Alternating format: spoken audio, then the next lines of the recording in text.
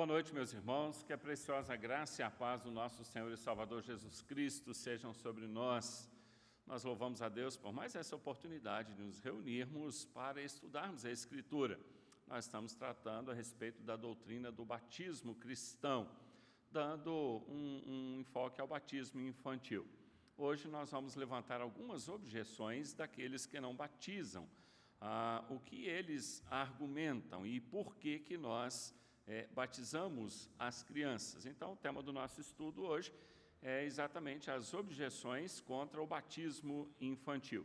Eu quero já convidar você a abrir a Escritura em Atos, capítulo 17, onde nós leremos dos versículos 10 até o versículo 12. Logo após a leitura do texto, nós vamos orar. E nós vamos orar pelo nosso irmão Wagner. O boletim de hoje está bem igual ao de ontem, mas ele já fez a tráqueo também. Graças a Deus, tudo correu bem e nós continuamos orando firmemente pelo nosso irmão diácono Wagner. Então, você que está acompanhando, Atos capítulo 17, versículos 10 até o versículo 12.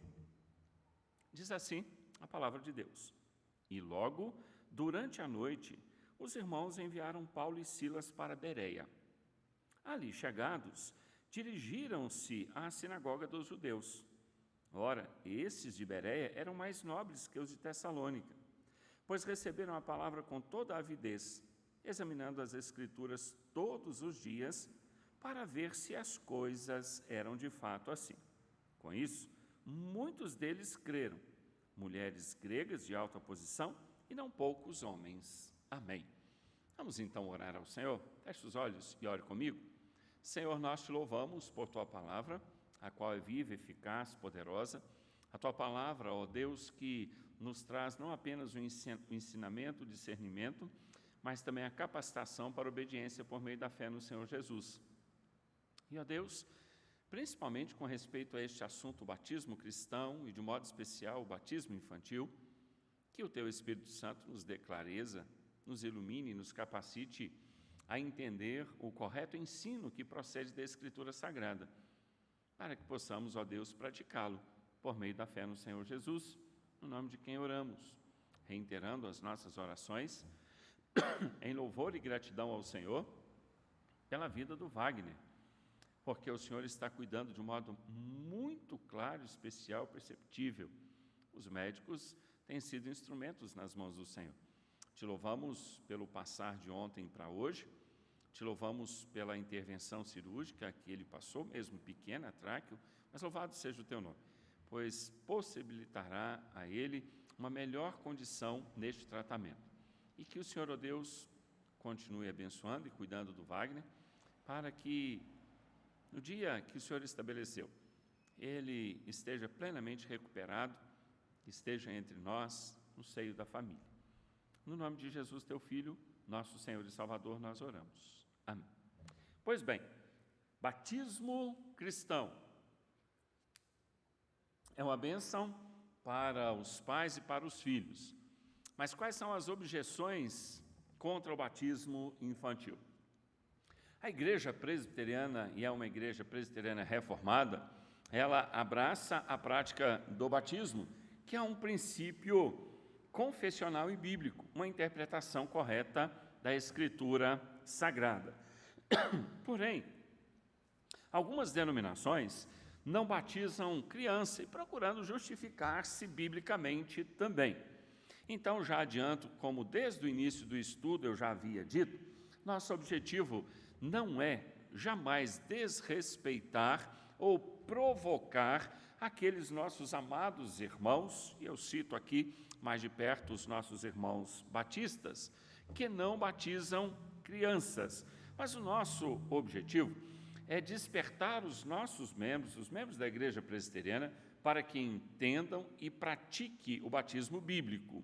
Então, nós não temos nenhum objetivo de levantar discussão, debate ou qualquer coisa nesse sentido. Amamos e respeitamos os nossos irmãos que têm os seus motivos para não batizarem as crianças. Mas temos também a certeza absoluta que o Espírito Santo, o Consolador, aquele que ensina, Ele que nos conduz no estudo, na interpretação e na prática correta da palavra de Deus.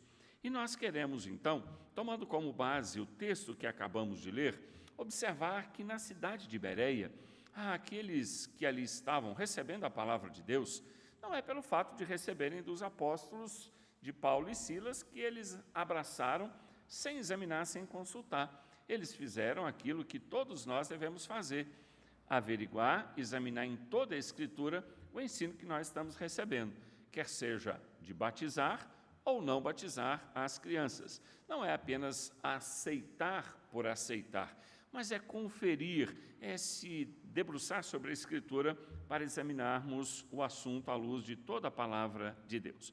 Então, eu estou destacando aqui, pelo menos, algumas principais objeções que são levantadas contra o batismo infantil. Então, as mais frequentes são as seguintes. Primeira objeção: não existe um mandamento bíblico explícito para batizar crianças.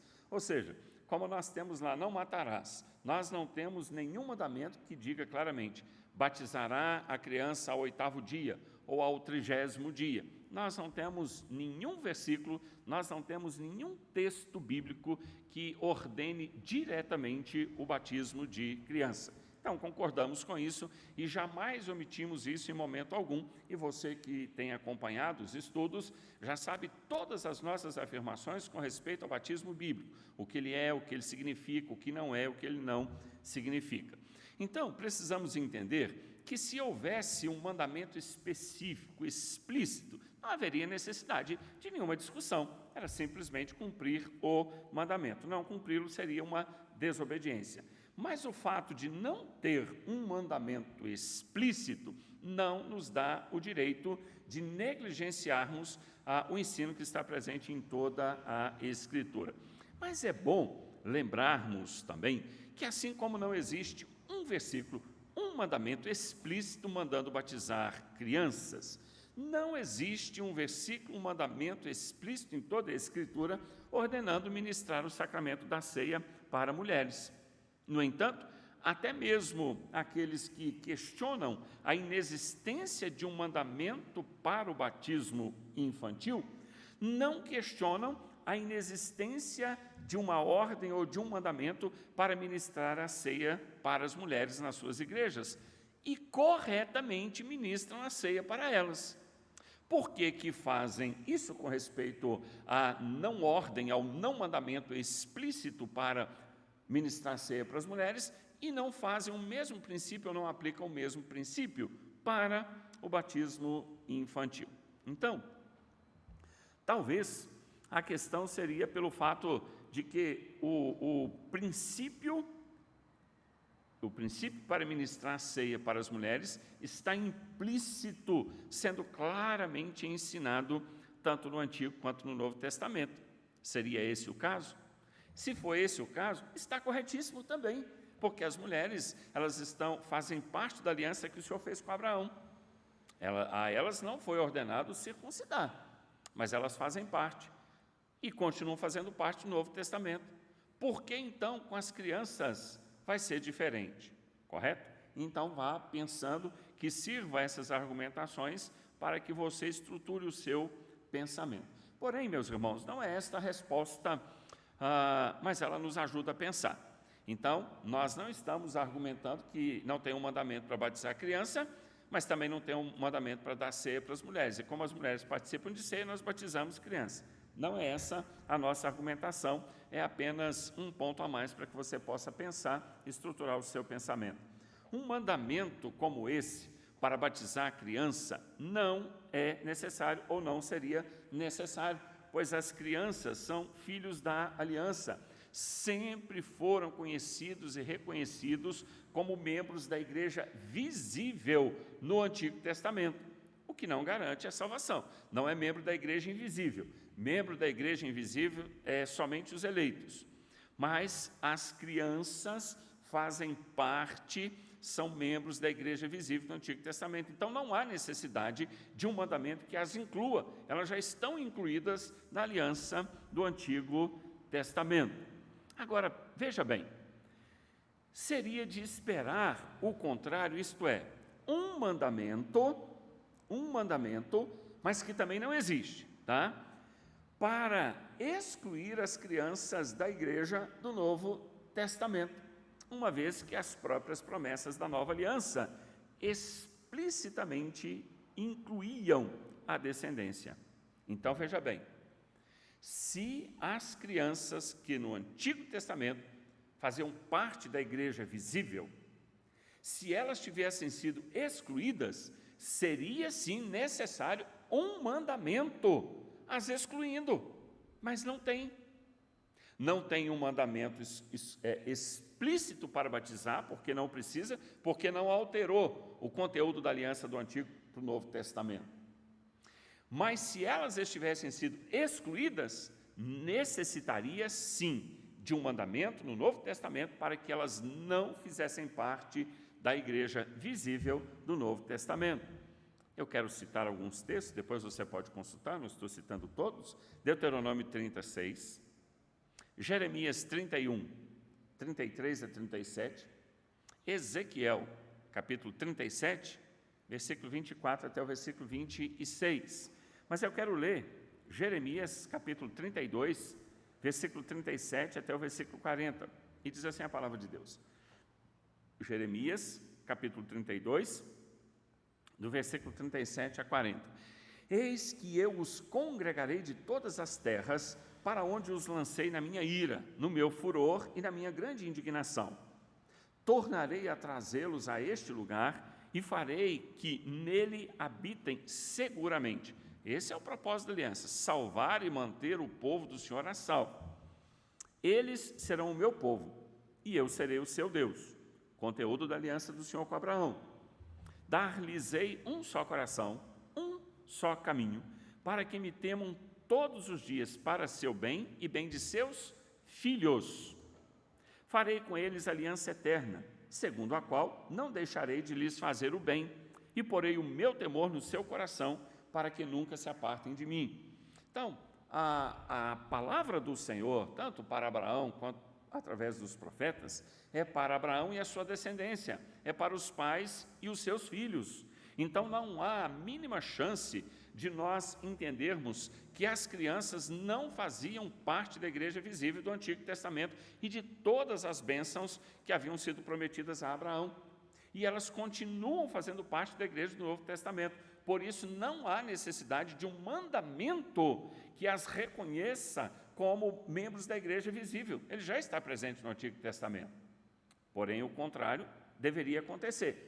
Mas não tem, porque não existe. Se elas tivessem sido excluídas da igreja visível do Novo Testamento, necessitaria de um mandamento dizendo, olha, no Antigo Testamento as crianças estavam inclusas, no Novo não está inclusa mais, mas não tem. Também Ezequiel, capítulo 37, versículo 24 a 28. Meu servo Davi reinará sobre eles. Todos eles terão um só pastor, andarão nos meus juízos, guardarão os meus estatutos e os observarão. Habitarão na terra que dei a meu servo Jacó, na qual vossos pais habitaram. Habitarão nela eles e seus filhos, e os filhos de seus filhos para sempre.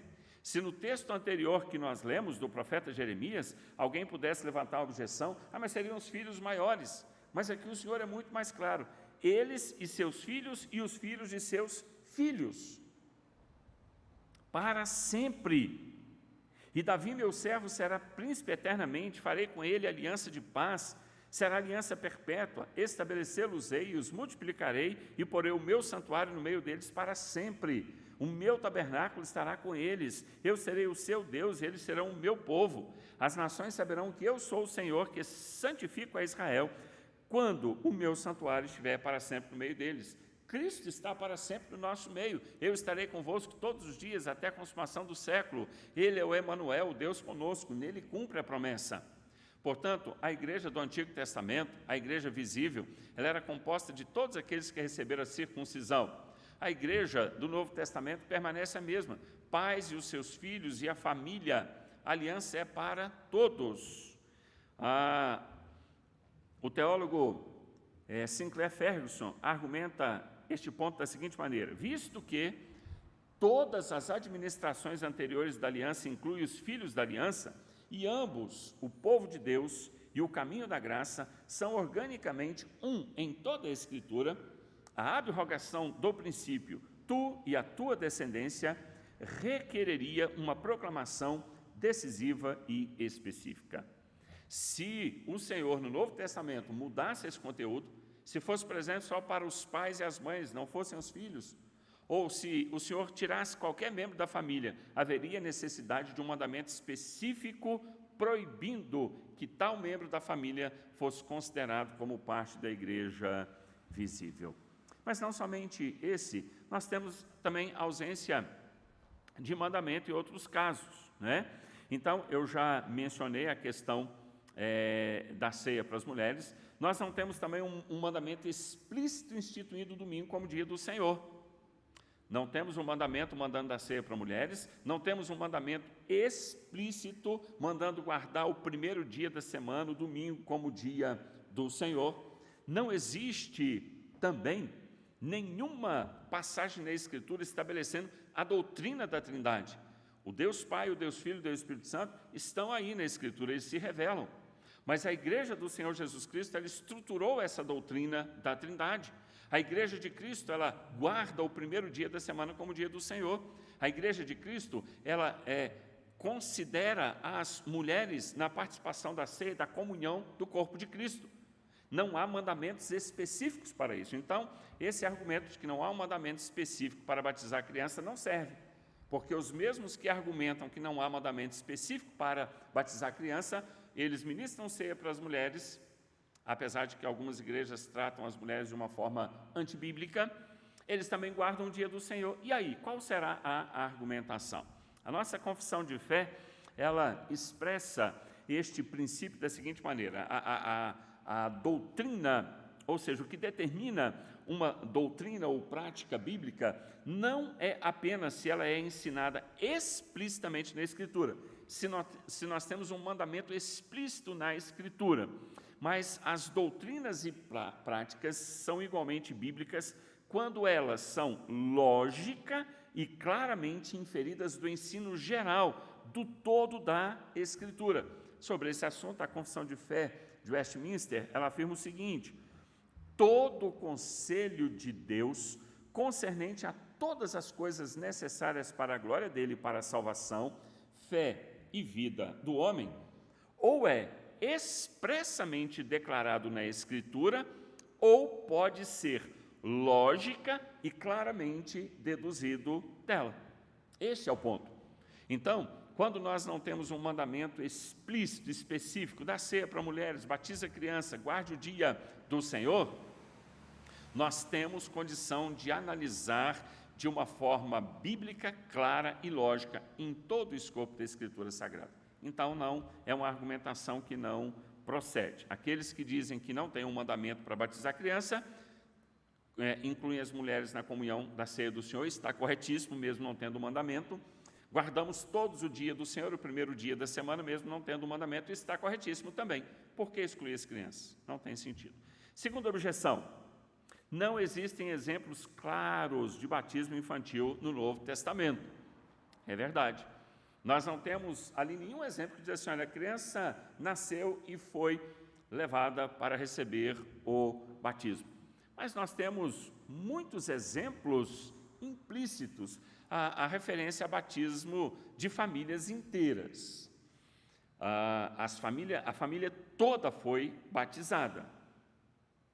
Se alguém afirmar, não tinha, alguém pode afirmar, tinha criança, outro afirma, não tinha, é impossível provar. O texto diz apenas que a família toda, por exemplo, a família de Lídia, Atos 16, 14 e 15. Certa mulher chamada Lídia, da cidade de Tiatira, vendedora de púrpura, temente a Deus, nos escutava. O Senhor lhe abriu o coração para atender às coisas que Paulo dizia. Depois de ser batizada, ela e toda a sua casa. O texto diz que foi a casa toda. Não fala quantas mulheres, quantos homens, qual a faixa etária deles, diz a casa toda. Então, eu não posso, de maneira nenhuma, afirmar que não há nenhum texto que possa ficar de sobreaviso que possa ter crianças. Por outro lado, também, se não existe exemplo explícito do batismo infantil, se nós não temos nenhuma narrativa que diz, olha, a criança com tantos meses foi batizada no Novo Testamento, também nós não podemos deixar de observar que não existe referência explícita a batismo de adultos nascidos e criados em lares cristãos, o que seria de se esperar que acontecesse se eles não tivessem sido batizados na infância. Então, se eu não tenho nenhum texto, nenhum exemplo de batismo infantil, eu também não tenho em toda a Escritura, em todo o Novo Testamento, nenhum texto, nenhuma passagem que relata que tal criança nasceu no lar evangélico, não foi batizada quando criança, mas depois que chegou à idade da razão, foi batizada. Deveria ter, mas não tem. Então também não serve como argumento. Terceira objeção: as crianças não preenchem as condições necessárias de arrependimento e fé. Ou seja, a criança ela não expressa que crê em Cristo, ela não consegue confessar Cristo, ela não consegue expressar que ela arrependeu dos seus pecados, os quais ela nem sabe que existe, ela nem reconhece. Então essa é uma objeção, que eles dizem, as crianças não preenchem as condições necessárias de arrependimento e fé. Mas eu quero que você possa pensar, refletir em algumas perguntas do nosso cotidiano já há tempo. Pense nelas. Quem escolheu o nome do seu filho? Eu tenho 2. Eu e minha esposa escolhemos o nome dos nossos 2 filhos. Não foram eles. Quem escolheu as roupas que eles usariam, por exemplo, no dia de sair do hospital? Quem é que escolheu o enxoval deles? Quem é que fez a decoração do quarto? Que escolheu as roupas de cama? Quem foi que escolheu todas essas coisas? As cores. Quem foi que escolheu toda a ornamentação? Quem é que decidiu quais vacinas eles tomariam? Quem é que escolheu o pediatra que eles passariam, que eles seriam levados para as consultas? Quem escolheu a escola que eles haveriam de estudar e em qual faixa etária eles começariam a estudar? Quem é que escolheu qual a igreja, qual a denominação que eles haveriam de frequentar? Vá pensando nessas perguntas aí até o final. Então, irmãos, o argumento de que as crianças não preenchem as condições necessárias de arrependimento e fé, excluiria as crianças do céu. Por que nós podemos afirmar? Então, a objeção é que as crianças não preenchem as condições necessárias. Elas não têm competência, não têm capacidade para expressar arrependimento e fé. Mas, se elas não preenchem essas condições necessárias, se elas não conseguem expressar arrependimento e fé, então elas deveriam ser excluídas do céu, correto? Porque veja só o que as Escrituras Sagradas nos declaram. Se não vos arrependerdes, todos igualmente perecereis, ou seja, inferno. Lucas 13, 2 e 3. E ainda, e quem nele crê não é julgado. Porém, o que não crê já está julgado. João 3, versículo 18. Então, é evidente que o argumento diz respeito apenas aos adultos. Esses 2 textos que nós estamos citando, de Lucas 13 e de João 3, diz respeito a adulto. Se não arrepender, vai perecer. E quem nele crê não é julgado, porém o que não crê já está julgado. Isso é um argumento, é um texto que aponta para o adulto, para o que pensa, para o que raciocina, para aquele que recebe pelos ouvidos o Evangelho. Então, o batismo dos adultos, ele deve ser precedido, sim, de uma profissão de fé crível. A pessoa realmente entende o que é arrependimento, ela se apresenta como alguém que arrependeu, como alguém que crê no Senhor Jesus Cristo. Porém, meus irmãos, quanto às crianças, a Bíblia declara algumas coisas que são importantes nós fazermos essa comparação. Veja só o que Paulo fala em 2 Tessalonicenses 3,10.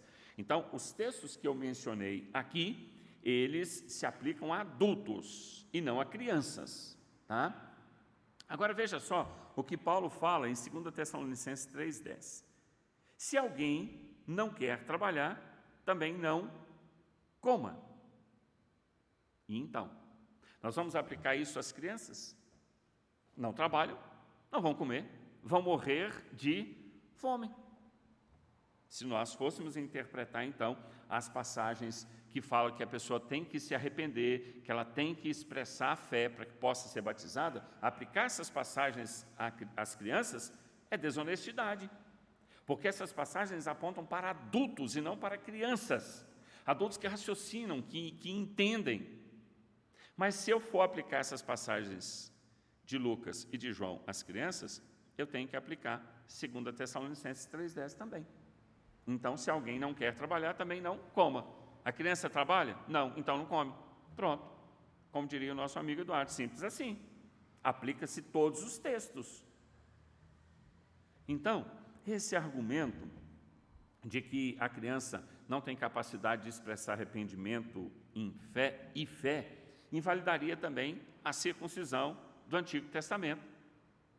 O que uma criança de 8 dias crê? O que uma criança de 8 dias vai expressar arrependimento para receber a circuncisão? Então, elas estariam fora. A circuncisão não valeria. Está invalidada a circuncisão, porque uma criança de 8 dias não crê nada. Ela não reconhece absolutamente nada. Porém, o ensino do Antigo Testamento é que as crianças, ao 8º dia, elas eram circuncidadas e consideradas membros da igreja visível. E assim elas receberiam as orações, a evangelização, o cuidado especial de Deus, elas poderiam participar de todos os benefícios da aliança, na condição de filhas da promessa, com base na relação dos pais ou responsáveis, exatamente como ocorre no Novo Testamento. Então, as crianças filhas da promessa não eram circuncidadas no Antigo Testamento porque criam, mas porque Deus estabeleceu. E a bênção vinha para elas através dos pais ou dos responsáveis. Então, elas eram circuncidadas com base no que Deus instituiu, no que Deus determinou, para que elas fossem incluídas na aliança. Da mesma forma, os filhos dos crentes no Novo Testamento, que são batizados, porque os pais recebem essa ordem, eles creem no Senhor Jesus Cristo. Então, as crianças no Novo Testamento são batizadas dentro da mesma instituição divina do Antigo Testamento. Então, as crianças devem ser tratadas como aquelas que fazem parte da aliança, como as esposas são também. Então, meus irmãos,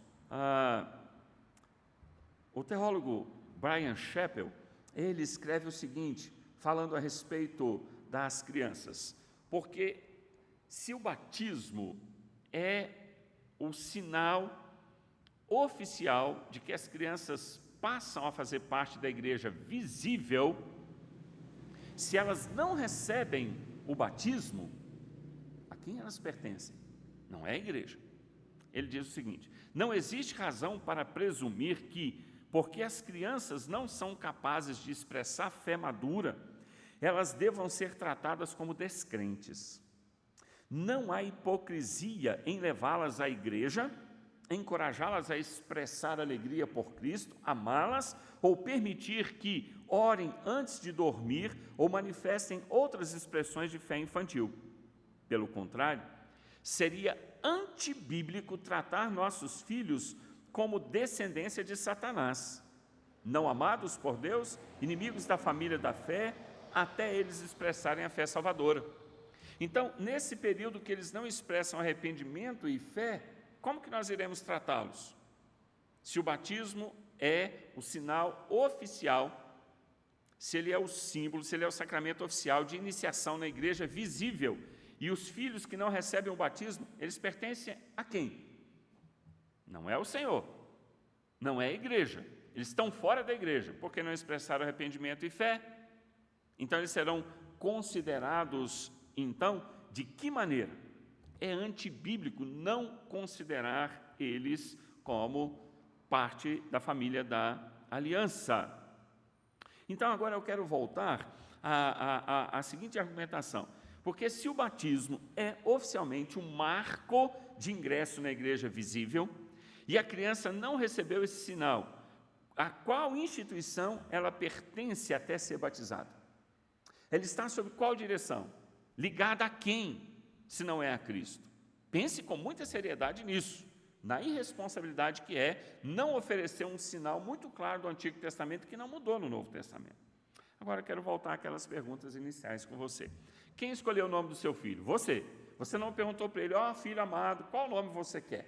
Qual é o nome que você quer que nós o registremos e assim o chamemos? Ou muito menos, olha, com qual roupa você quer sair do hospital? Você quer qual cor? Você não perguntou isso para ele, né? Também não perguntou qual a decoração do quarto que você quer, qual cor, qual o tamanho do berço, você não perguntou nada disso para ele. Muito menos qual remédio, qual vacina que ele gostaria de tomar, você não perguntou. Não deu uma lista lá de algum médico, né? Olha, qual o pediatra que você quer que cuide de você, que seja o seu médico. Você não também passou uma lista de escola, qual escola você quer começar a estudar? Eu tenho aqui uma lista de pelo menos 5, né? E igreja, tem a igreja presbiteriana, tem a batista, Você perguntou tudo isso para ele? Não foi você que fez essa escolha? E você fez essas escolhas na autoridade de pai, você fez essas escolhas em oração, você fez essas escolhas com o princípio bíblico, mas aí rejeita o batismo, que é um princípio claro em toda a Escritura. E aí você quer argumentar que vai esperar a criança ter capacidade de expressar arrependimento e fé para que ela decida se quer receber o batismo bíblico ou não? Por que você não deixou ela sem nome? Por que você não deixou ela sem tudo isso que eu mencionei aqui, até que ela tivesse capacidade de crescer e escolher o que ela definiria? E mais, a grande discussão nos nossos dias, né? Você chegar e dizer para ela, olha, eu agora vou esperar você crescer e definir qual é o sexo que você vai ter, para que você então escolha que nome você vai querer. Percebe que não há respaldo bíblico para isso? Então, cabe aos pais tomarem decisões e fazerem escolhas pelo filho. E nós fazemos isso com temor e baseado no ensino do Antigo e do Novo Testamento. Reveja, se você é alguém que está negligenciando o batismo bíblico ao seu filho, reveja o ensino da Escritura, viu? Então, com respeito ao princípio bíblico, somos nós que decidimos para os nossos filhos, nós que escolhemos a igreja, nós que escolhemos a melhor versão da Escritura, é nós que escolhemos o conteúdo do Evangelho, o conteúdo de ensino secular, é nós que ensinamos cultura, é nós que ensinamos tudo, é nosso papel, temos autoridade da parte de Deus para fazer isso, portanto, em nome de Jesus, não negligencie o batismo, que é o ensino da Escritura. Quarta e penúltima objeção: dedicar ou apresentar crianças não é mais bíblico do que batizá-las? Não, lógico que não. As passagens bíblicas que geralmente são apresentadas em defesa da apresentação ou dedicação de crianças, ao invés de batizá-las, com referência a Samuel, Sansão, João Batista e Jesus, não diz respeito à recepção deles à igreja, mas à consagração ou serviço sagrado, quer seja de nazireu, profeta, ou no caso do Senhor Jesus Cristo, do sacrificial, daquele que vai morrer em favor do povo. Então, a apresentação no templo representava apenas um cumprimento profético, e no caso de Cristo, como um antítipo do Cordeiro Pascal. E é importante observarmos também que esses episódios mencionados aí, eles não substituíram a circuncisão ou o batismo, os sinais e selos da recepção na igreja visível do Antigo e do Novo Testamento. Então, não há nenhum princípio bíblico para se apresentar a criança no lugar do batismo. Temos todo o cuidado quando a criança vem a primeira vez na igreja, vem a primeira vez na escola dominical. Nós oramos e damos a Bíblia. Nós não estamos fazendo a apresentação diante de Deus. É a primeira vez que ela veio na igreja do Senhor Jesus Cristo. É a primeira vez que ela veio à escola dominical, que ela veio ao culto à noite. Mas isso não substitui batismo. Não temos na Igreja Presbiteriana do Brasil apresentação.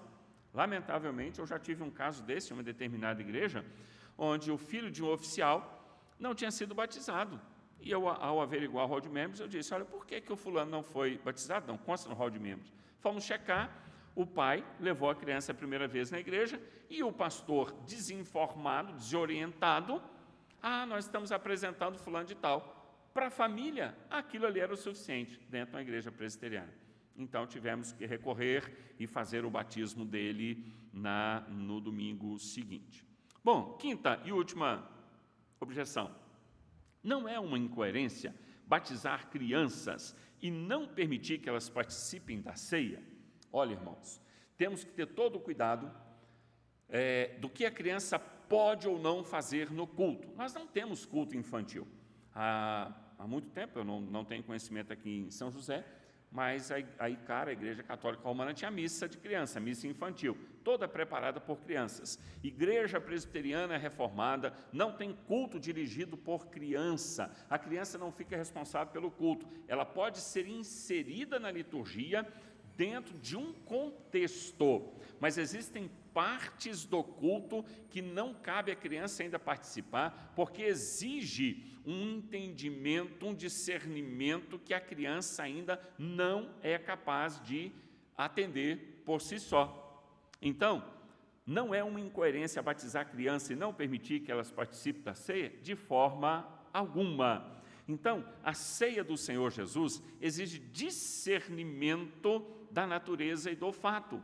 A criança precisa discernir que ela é uma pecadora, precisa de discernir sobre arrependimento, sobre confissão de pecados, sobre Cristo, o seu sacrifício. Então, a ceia exige um autoexame do qual a criança não está habilitada ainda a participar. Este é o ponto que nós precisamos destacar. Exige um julgamento, compreensão das doutrinas bíblicas fundamentais representadas nesse sacramento.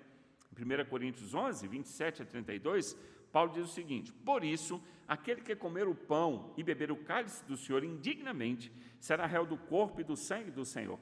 Examine-se, pois, o homem a si mesmo, e assim coma do pão e beba do cálice, pois quem come e bebe sem discernir o corpo, come e bebe juízo para si.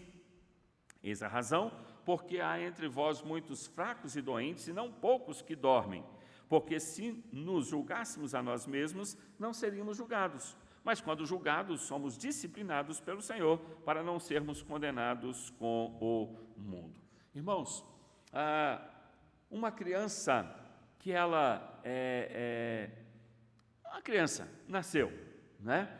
E como uma cidadã, como alguém que pertence a uma cidade, a um país, ela não está habilitada a realizar algumas coisas. Por exemplo, ela não pode dirigir, ela não pode ir para uma faculdade, ela não pode votar, não pode ser votada, porque são ações que exigem entendimento e habilidade para tal. A mesma coisa se aplica a um culto. Nós não podemos colocar um pregador mirim, não podemos colocar uma criança pregando, uma criança participando do sacramento da ceia. Nós não podemos permitir que uma criança traga o seu irmão para receber o batismo bíblico. Então, é importante entender que o culto não é infantil. Há partes no culto que a criança pode participar, principalmente a parte que é comum a todos. Mas existem partes, como a ceia, que a criança ainda não tem a competência, a responsabilidade que a Escritura exige para que ela possa participar. E isso se aplica à ceia. Não podemos brincar com o sacramento, com algo tão sagrado, e deixar as crianças como se elas estivessem tomando um lanche, uma refeição. Tem o tempo certo para isso. Então, eu levantei algumas das objeções principais que são levantadas aí, com o objetivo de que você examine a Escritura. Não aceite porque eu estou falando que é favorável ou contrário ao batismo, mas examine a Escritura e ore, porque o Espírito Santo não é espírito de erro, ele é espírito de clareza, ele é o espírito que nos conduz à interpretação correta de toda a palavra de Deus. Então, a Igreja Presbiteriana Reformada, que nós somos, batiza a criança conforme o ensino bíblico do Antigo e do Novo Testamento, conforme os nossos símbolos de fé nos habilitam a examinar toda a Escritura Sagrada, para que nós tenhamos um escopo doutrinário bem alicerçado em toda a palavra de Deus. Qual que é o seu dever? Qual que é o seu papel? Examinar as Escrituras, examinar aquilo que é bíblico ou não, ler a respeito, para que você encontre coerência, firmeza e tenha, assim, uma postura doutrinária bíblica. Não é apenas porque a liderança da sua igreja ensina, mas é porque a liderança da sua igreja ensina aquilo que é correto, aquilo que é bíblico, aquilo que é lógico, em toda a palavra de Deus. Na próxima semana, se o Senhor permitir, nós veremos então os benefícios do batismo infantil, para a igreja, para a família, para a criança também. Se você tiver alguma dúvida, se desejar receber o estudo por escrito, é só me avisar que eu encaminho para você. Que Deus te dê sabedoria, que você também tenha disposição, que você tenha interesse em estudar a Escritura, os símbolos de fé e conhecer, para não ser enganado, não só sobre os sacramentos, mas não ser enganado sobre nenhum ponto doutrinário. Que Deus abençoe a nossa igreja, que nos dê conteúdo e prática bíblica. Amém. Vamos orar? Senhor, nós te louvamos, porque a Tua palavra nos ensina claramente os princípios que devemos aprender para praticar. Te louvamos pela Igreja Presbiteriana, por ser uma igreja reformada, pelos nossos símbolos de fé, que nos trazem respaldo bíblico no exame, ó Deus, de todo o escopo doutrinário. Dá-nos inteligência, sabedoria. Não permita que nenhum de nós seja omisso, preguiçoso, relaxado com os nossos compromissos de estudar a Escritura, conhecer, para que tenhamos uma fé centrada na Tua palavra. Dá a cada um de nós a iluminação, a clareza, o entendimento e a obediência por meio da fé no Senhor Jesus. No nome de quem nós oramos. Amém. Que Deus te abençoe e até domingo às 9h com a Escola Bíblica Dominical Presencial. Grande abraço a todos. Está encerrado o estudo bíblico.